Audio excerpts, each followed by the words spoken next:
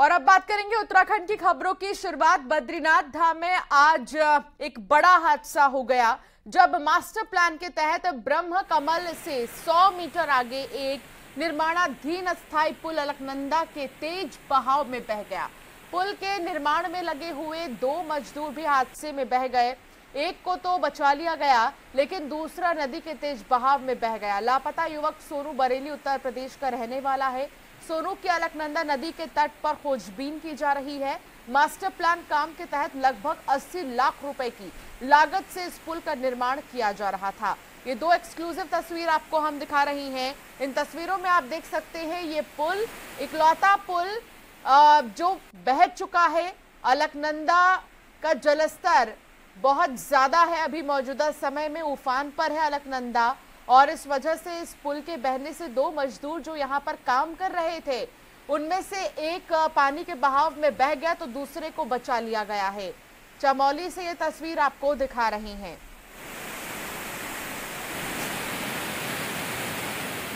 कपाल के पास में एक टेम्परेरी पुल का निर्माण किया जा रहा था और उसमें नट लगाते हुए एक कर्मी जो है बैलेंस बिगड़ने से वो बह गया है। पुल को भी क्षति हुई है इसमें। अभी जो इसके हम लोग अनुमान लगा रहे हैं और इसमें जो भी, क्योंकि अभी तुरंत ही ये घटना हुई है, आगे की उसमें कौन, अभी इसी बारे में और जानकारी जुटाई जा रही है। नैनीताल के कोटाबाग में बुधवार को हुई सुबह बारिश तबाही लेकर आई है। यहाँ के औखलडूंगा गांव में डॉन नाला इतने उफान पर आ गया कि तबाही मचा दी, जिसकी चपेट में 20 से ज्यादा घर आ गए हैं। ग्रामीणों को जान बचाने के लिए पास के प्राथमिक स्वास्थ्य केंद्र में शरण लेनी पड़ी। भारी बारिश के चलते डॉन नाला उफान पर आ गया। नाले का पानी औखलडूंगा गांव के रिहायशी इलाकों और साथ ही खेतों में घुस गया। ये 2 तस्वीरें आप देखिए। ये डॉन नाला जो कि उफान पर आ गया, जिसके चलते पानी का स्तर काफी ज्यादा बढ़ गया। गांव के साथ साथ जो रिहायशी इलाके हैं वहां भी पानी घुस गया था, जिसके बाद में स्वास्थ्य केंद्र में गांव वाले पहुंचे और स्वास्थ्य केंद्र में जाकर शरण ली।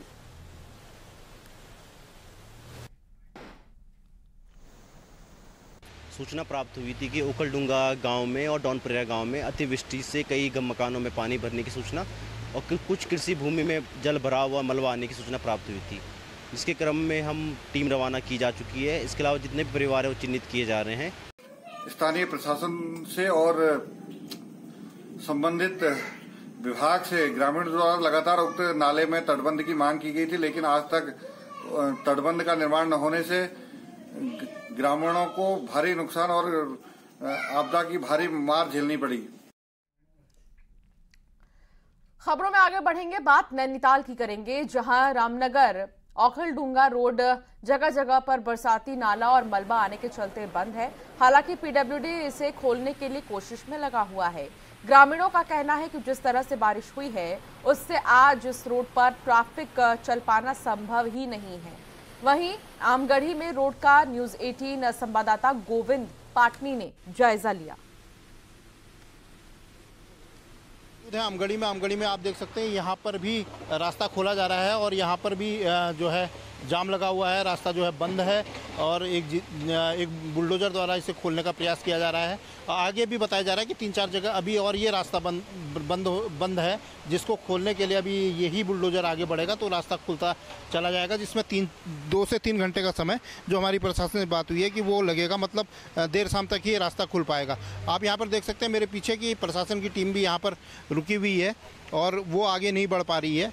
और जो अतिवृष्टि डॉनपुरा और औखलडूंगा में आई है उसको लेकर के हमारे साथ बातचीत करने के लिए यहाँ पर एक स्थानीय व्यक्ति मौजूद हैं। नैनवाल जी किस तरह की स्थिति है और क्या आपको लग रहा है? मैं हेमचंद नैनवाल, पूर्व जिला पंचायत सदस्य महोदय। कल रात से लगातार यहाँ पर अतिवृष्टि हो रही है, जिस कारण इस क्षेत्र के पूरे मार्ग अवरुद्ध हो गए हैं। तमाम पेयजल योजनाएं ध्वस्त हो गई हैं। लोगों के घरों में लगातार पानी आ रहा है। तो इस कुल मिलाकर के लोग राहत की बात कर रहे हैं, राहत मांग रहे हैं और साथ में राहत के साथ साथ प्रशासन की टीम वहां पर कब तक पहुंचती है ये भी देखना होगा। गोविंद पाटनी, न्यूज 18 रामनगर। रामनगर में बरसाती नाले में एक गाड़ी बह गई, जिसमें लोक गायक प्रकाश फुलारा की मौत हो गई। तेज बरसात के बाद में ढिकुली में बरसाती नाला उफान पर आ गया था। बरसाती नाले में टाटा सुमो गाड़ी बह गई थी जिसमें 8 लोग सवार थे। तुरंत ही लोगों को बचाने का काम शुरू किया गया, लेकिन 3 लोग हादसे में घायल हो गए। घायलों को अस्पताल भेजा गया, लेकिन प्रकाश पुलारा की रास्ते में ही मौत हो गई। एक अन्य शख्स घायल हैं जिनका अस्पताल में इलाज जारी है। सभी लोग दिल्ली के रहने वाले बताए जा रहे हैं।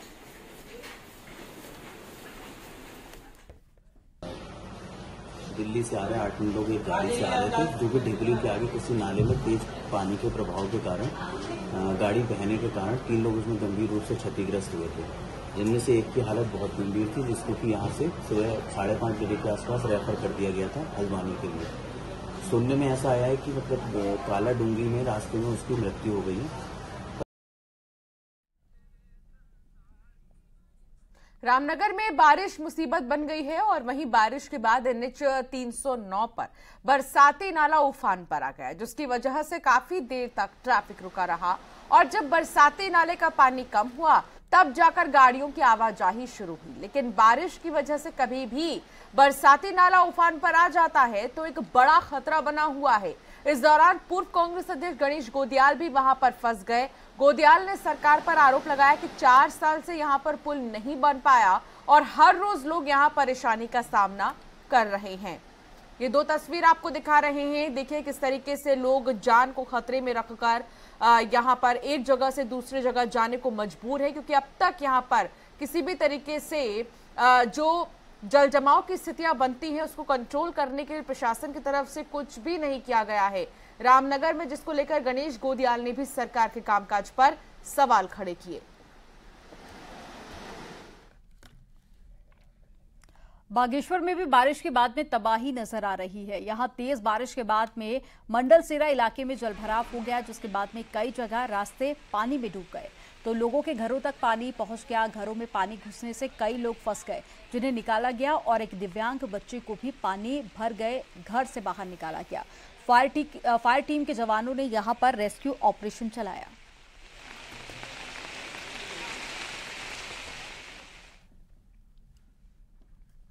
उत्तरकाशी में बारिश मुसीबत बढ़ा रही है और बरसात के बाद मोरी सांकरी सड़क कई जगह क्षतिग्रस्त हो गई है, जिसकी वजह से बड़ी गाड़ियों को आवाजाही में परेशानियों का सामना करना पड़ रहा है।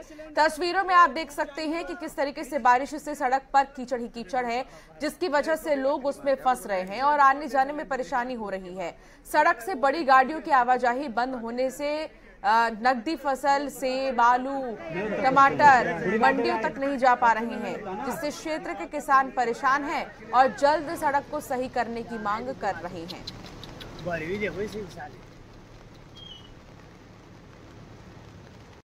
देखो अभी जो हमारी जो इधर क्षेत्र में जो भारी बारिश हुई थी, भारी बारिश के कारण सड़कें खराब हो गई हैं और संबंधित विभागों को जो है निर्देशित कर दिया गया तत्काल उनको अपने जो मेंटेनेंस फंड होता है उससे रिपेयर कर दें। चमोली जिले में बुधवार सुबह से लगातार बारिश हो रही है, जिससे जनजीवन पूरी तरह से प्रभावित हो गया है। कई जगहों पर रुक रुक कर बारिश हो रही है, तो वहीं बद्रीनाथ राष्ट्रीय राजमार्ग पर कई जगह पर मलबा भी आया और नंदप्रयाग के पास में एक स्कूटी मलबे में पूरी तरह से दब गई, जिसके बाद में स्थानीय लोगों की मदद से स्कूटी को बाहर निकाला गया। और चमोली में लगातार हो रही बारिश से सड़क मार्ग बाधित हो गया है, जिससे कि नेशनल हाईवे पर आवागमन करना अब मुश्किल हो गया है।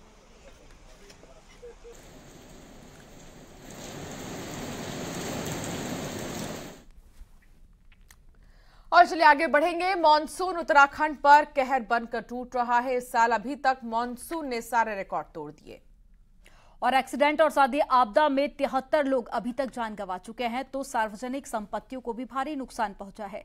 अकेले लोक निर्माण विभाग को 300 करोड़ से अधिक का नुकसान हो चुका है। एक रिपोर्ट आपको दिखाते हैं।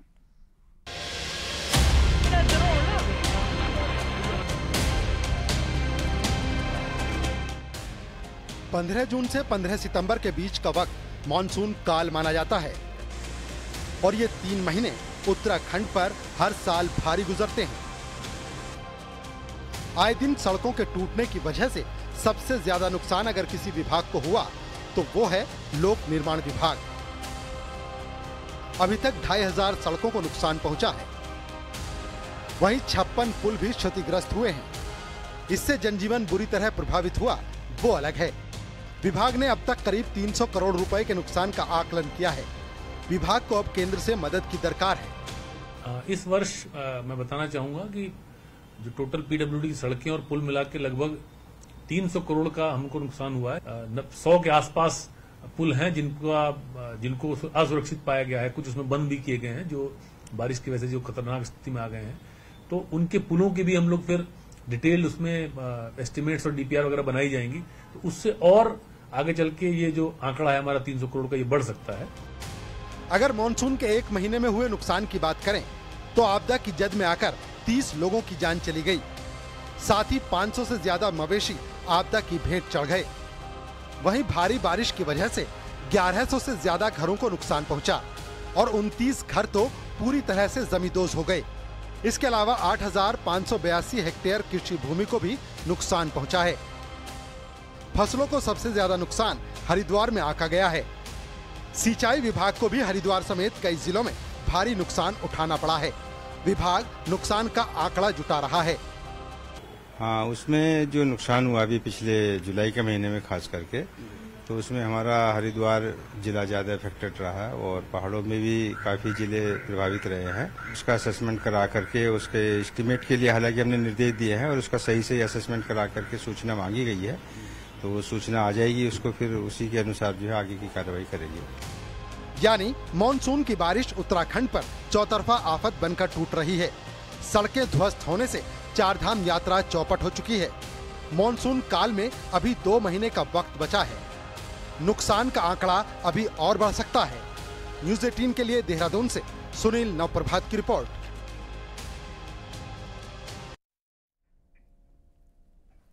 भारी बरसात के बाद में कोटद्वार में माला नदी उफान पर है, जिससे नदी पर हयूम पाइप से तैयार किया जा रहा है वैकल्पिक रास्ता।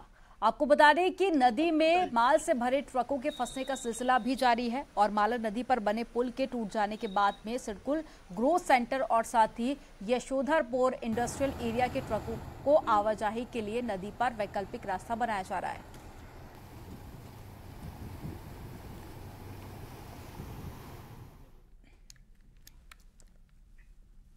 बात उत्तरकाशी की करेंगे। यहां भटवाड़ी तहसील के जसपुर गांव में बड़ा हादसा हुआ है। भारी चट्टान दरकने से 100 से ज्यादा भेड़ बकरियों की दबकर मौत हो गई है।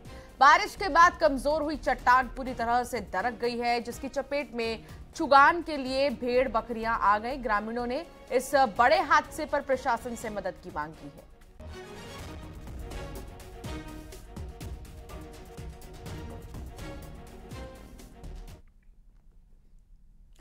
इस साल मौसम के मिजाज में खासा बदलाव देखने को मिला है और मौसम चक्र में आए इस बदलाव का सबसे अधिक प्रभाव ग्लेशियर पर पड़ रहा है, जो तेजी से पिघल रहे हैं। आपको इसी पर एक खास रिपोर्ट दिखाते हैं।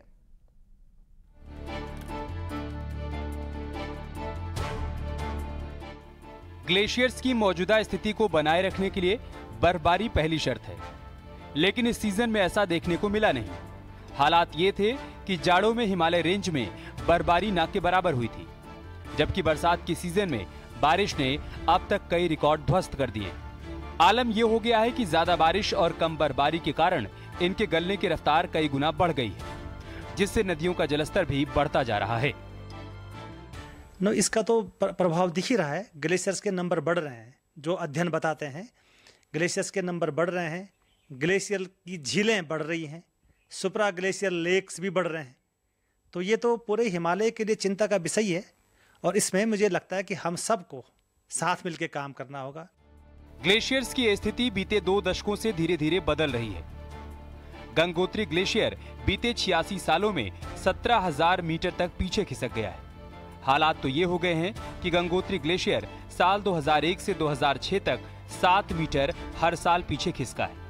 वहीं 2017 से 2022 तक ये रफ्तार हर साल 34 मीटर तक जा पहुंची है।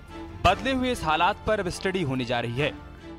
IIT इंदौर है, इसके अलावा इसरो का सैक है और जम्मू यूनिवर्सिटी है। इन सब के साथ हम लोग मिलके पूरे हिमालय क्षेत्र में ग्लेशियर क्लाइमेट रिस्पॉन्स पे काम शुरू कर रहे हैं, जिससे ये पता चले कि जो क्लाइमेट के साथ ग्लेशियर का बिहेवियर चेंज होता है उसकी स्थिति क्या है। जलवायु परिवर्तन के कारण कई देशों में हालात बिगड़ रहे हैं। ऐसे में बेहतर यही होगा कि हिमालय रेंज में पर्यावरण में हो रहे बदलाव को गंभीरता से लिया जाए। न्यूज 18 के लिए पिथौरागढ़ से विजयवर्धन उप्रेती की रिपोर्ट। खबरों में आगे बढ़ेंगे, लेकिन उससे पहले एक नजर